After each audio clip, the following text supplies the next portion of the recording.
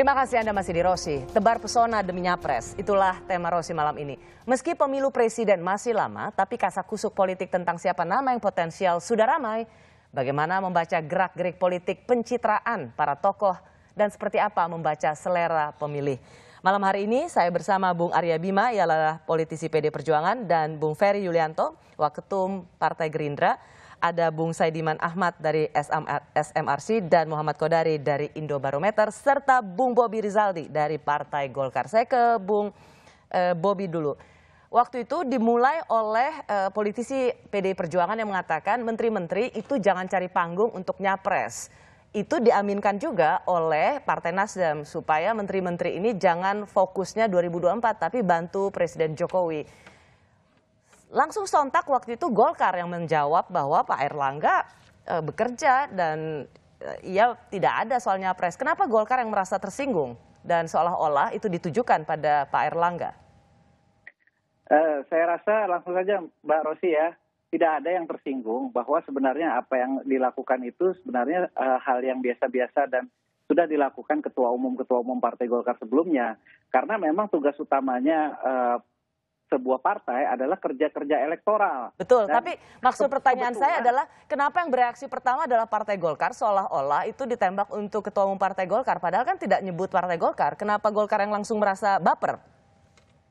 Rasanya sih bukan baper ya, tetapi juga ingin memastikan bahwa jangan sampai ada anggapan Partai Golkar itu mencari panggung. Karena kalau dilihat dari apa yang sudah dilakukan kerja-kerja elektoral tersebut, itu kan tidak ada, betul yang disampaikan tadi oleh Mas Arya Bima, tidak menggunakan fasilitas negara, tidak ada klaim-klaim, lantas paling utama adalah ya itu seperti yang kalau misalkan dilihat di ruang publik itu kan sepertinya biasa-biasa saja. Setiap partai akan melakukan hal yang sama. Kebetulan saja ketua Partai Golkar ini adalah seorang menteri. Jadi rawan dipolitisir sehingga ungkapan rekan-rekan itu saya rasa bukannya baper. Tapi lebih ini mendudukan persoalan bahwa apa yang dilakukan oleh ketua umum Partai Golkar yang sebagai Menko Perekonomian itu menjalankan tugas seperti biasa, bukan cari panggung untuk 2024. Betul. Meskipun betul memang Golkar sampai saat ini, bisa dibilang menetapkan pilihannya capres dari Partai Golkar adalah ketua umumnya yaitu Pak Erlangga, betul? Betul, karena itu suatu keputusan Munas kita. Ya. Jadi kalau misalkan yang tadi disampaikan Mas Arya juga, kita kan berbeda. Kalau partai itu ya pasti ingin mencapreskan kader partainya. Kita kan bukannya mencari cabutan-cabutan atau siapa yang ada di dalam bursa. Tidak, kita akan mengajukan kader sendiri sama seperti saya rasa partai-partai lainnya. Ya. Wajar kalau masing-masing partai menjagokan ketua umumnya menjadi calon presiden. Dan kalau itu ada di kabinet, ya itu juga sangat wajar. Bung Saidiman, menurut Anda, apa yang dilakukan oleh para menteri sekarang, misalnya kita katakan jangan dari PDP diaminkan oleh Nasdem, para menteri ini jangan sibuk cari panggung untuk nyapres. Itu memang ambisi mereka satu persatu, orang per orang yang ingin cari panggung, atau memang dapat blessing atau diizinkan dalam tanda kutip oleh Presiden Jokowi? Tadi benar kata Mas Bima ya bahwa apa yang dilakukan bukan hanya partai-partai tetapi tokoh-tokoh yang kini ramai disebut itu memang idealnya mereka kalau mau nyapres itu menggunakan posisi dia dengan menunjukkan kinerja. Tapi yang dilakukan sekarang ini adalah di luar itu, saya kira ada banyak hal-hal yang tidak substantif yang dilakukan oleh mereka. Saya kira itu persoalannya. Kalau para menteri, jadi saya garis besarkan dulu bahwa para menteri itu sering mengambil panggung yang bukan pekerjaannya demi hanya untuk populer. Itu yang bermasalah. Tapi kalau mereka meniatkan, misalnya mereka punya tujuan untuk nyapres dengan cara menunjukkan kinerja semaksimal mungkin di depan, saja. Saya kira itu yang harus dilakukan oleh seorang politisi. Jadi berkampanye dengan cara bekerja. Kenapa saya tanyakan ini? Karena dari Partai Gerindra, Sekjen Muzani mengatakan bahwa apa yang dilakukan oleh para menteri untuk testing the water nyapres ini itu atas seizin Presiden Jokowi. Benar nggak, Bung Yul? Saya rasa pernyataan itu kan waktu doorstop ya. Mungkin gini penilaiannya bahwa Presiden pasti tidak menolak karena itu merupakan hak para menteri yang memang punya niat untuk 2024 misalkan. Tetapi dalam hati Presiden pasti ingin supaya para pembantunya, menteri-menterinya, meskipun itu terutama dari partai politik, ya udahlah sekarang ini masih 2021, masih jauh banget ini 2024. Sorry, karena yang pertama kali mengatakan ini dari Partai Gerindra, Bung Ferry, dari Ahmad Muzani, Sekjen. Ditanyakan oleh wartawan, dan menurut saya Sekjen Mas Ahmad Muzani menyampaikan pasti Pak Presiden juga membolehkan dalam pengertian bahwa Presiden tidak melarang karena itu merupakan hak. Tetapi yang sekarang menjadi pertanyaan adalah bagaimana si para menterinya itu, baik yang bukan dari partai maupun yang dari partai, tahu posisinya tidak menggunakan fasilitas dan lain sebagainya untuk mengkampanyekan dirinya, apalagi kegiatan-kegiatan yang sangat tidak kontekstual dengan pekerjaannya. Apa yang dikatakan oleh Sekjen Anda tidak bisa kita telan mentah-mentah, karena bisa saja itu interpretasi dari Sekjen Gerindra yang mengatakan ini blessing atau direstui oleh Presiden Jokowi. Yang mungkin Pak Presiden pasti tidak melarang, pasti itu. Tapi kemudian ya Presiden menurut saya ya enggak. Karena menurut saya fokus Presiden dan pemerintahan ini sekarang masih sangat berat di dalam negeri. Ada soal pandemi, ekonomi, mau ada G20 di Bali. Fokus pikiran Presiden dan pemerintahan ini untuk itu. Bung Khodari. Yang nggak tahu diri itu yang nggak ngerti ada masalah besar, rakyatnya lagi susah, terus masih kampanye. Menurut Anda ada yang nggak tahu diri? Ada banyak. Contohnya ya bisa kita lihat di ATM kita tuh.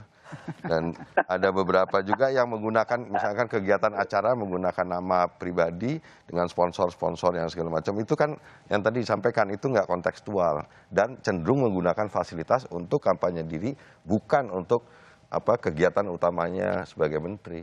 Itu. Tapi kalau misalnya ada menteri mengkampanyekan program kementeriannya, wajar aja dong. Bung Khodari, saya ingin mendapatkan bagaimana bacaan Anda. Apakah keberanian para menteri dalam mempopulerkan dirinya itu memang inisiatif sendiri atau dia sur karena Presiden memberikan tiket padanya? Saya kira kita harus analisa satu persatu ya. Misalnya Pak Erlangga Hartarto. Beliau ini kan ketua Partai Golkar. Seperti dijelaskan oleh Mas Bobi tadi, Partai Golkar pengen menang. Nah, partai itu bisa menang kalau punya tokoh yang populer. Tapi waktu itu ada billboardnya tulisannya 2024. Saya melihat bahwa Pak Erlangga ini diperintah oleh partainya, begitu.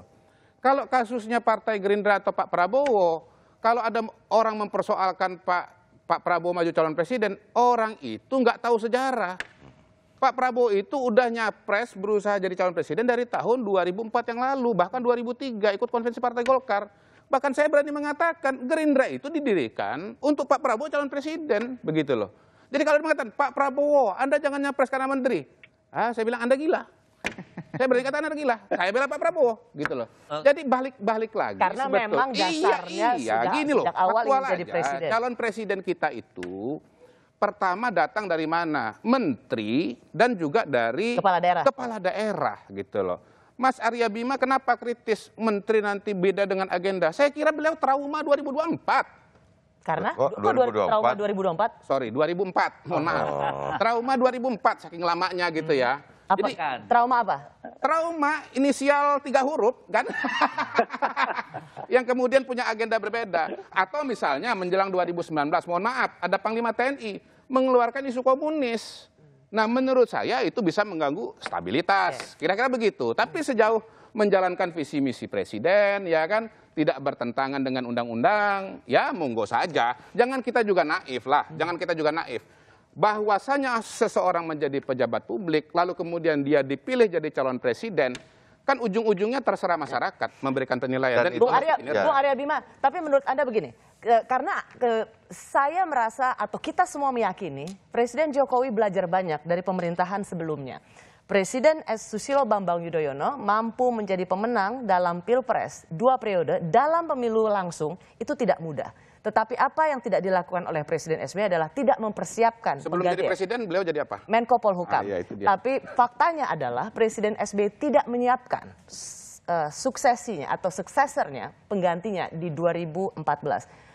Jadi kalau misalnya ada analisa yang mengatakan semua menteri atau beberapa nama kepala daerah diberikan tiket untuk mencoba testing the water, itu adalah konsekuensi supaya 2024 siapapun yang jadi presiden adalah penerus legacy Presiden Jokowi. Bung Arya Bima.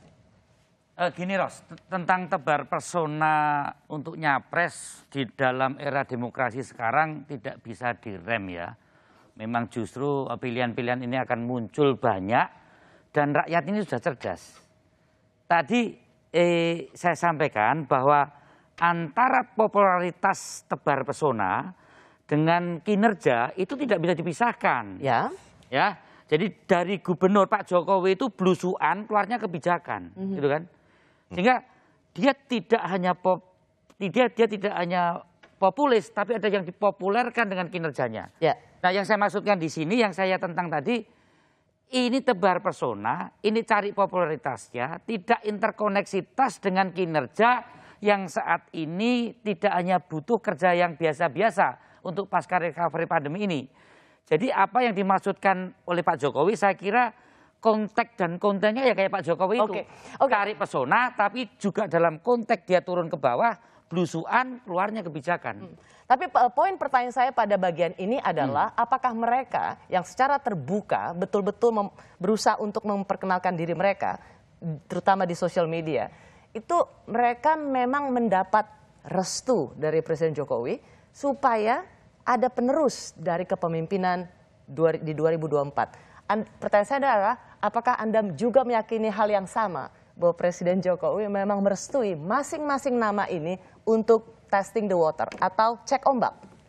Enggak, Presiden Jokowi diusung Partai PDI Perjuangan dengan visi, misi, kebijakan, program, kegiatan ya. Dalam fondasi 5 tahun ke 10 tahun yang 1 tahun kena COVID. Jadi nggak salah maksud saya. Anda nggak menjawab kalau dia mempersiapkan diri. Pertanyaan saya adalah apakah Anda juga meyakini hal yang sama bahwa ini semua sama-sama dikasih yuk lampu jalan jauh aja. Tapi jangan salah interpretasi bahwa seorang presiden ingin visi misi kinerjanya itu akan berlanjut di periode berikutnya, hal yang biasa. Itu satu hal Bung Arya Bima. Tapi yang saya ingin tanyakan adalah apakah Anda juga melihat bahwa ini siapapun yang lagi rame nih berkampanye melalui sosial media itu sebenarnya direstui atau dikasih jalan atau ya ayo tiket masing-masing. Saya ingin lihat. Saya mungkin ya. Pasti tidak mungkin tidak seorang Presiden Jokowi tidak tahu ya. Tapi sekali lagi bahwa sejauh mana itu popularitas tebar pesona itu sejalan dengan kerja-kerja berbagai kinerja kementerian, saya kira pasti akan ditegur. Ini orang Jawa loh ya. Jokowi itu orang Solo, jadi kalimat-kalimatnya tidak bisa dipahami secara verbal. Tapi ada bahasa-bahasa yang jelomprong itu juga. Yang jelas saya nggak bisa membayangkan Pak Jokowi melarang Pak Erlangga Hartarto untuk jadi calon presiden gitu loh. Bisa keluar Partai Golkar dari koalisi ini, dan begitu Golkar keluar dari koalisi ini maka stabilitas politiknya akan terganggu. Tahan dulu di situ. Tadi sudah dikatakan bahwa yang diinginkan adalah bagaimana mencontoh kerja-kerja Presiden Jokowi. Tapi pertanyaannya adalah, apakah dengan copy paste atau mencontoh apa yang dilakukan oleh Presiden Jokowi itu rakyat udah nggak cocok lagi. Bisa menjadi faktor yang kuat? Kita sedang mencari presiden baru atau yang ditarik popularitas dengan kinerja fungsionalnya ini. Oke, biar kita lanjutkan di bagian berikutnya. Tapi pertanyaan saya adalah, apakah kita mencari presiden baru atau kita mencari presiden KW? Kami kembali sesaat lagi.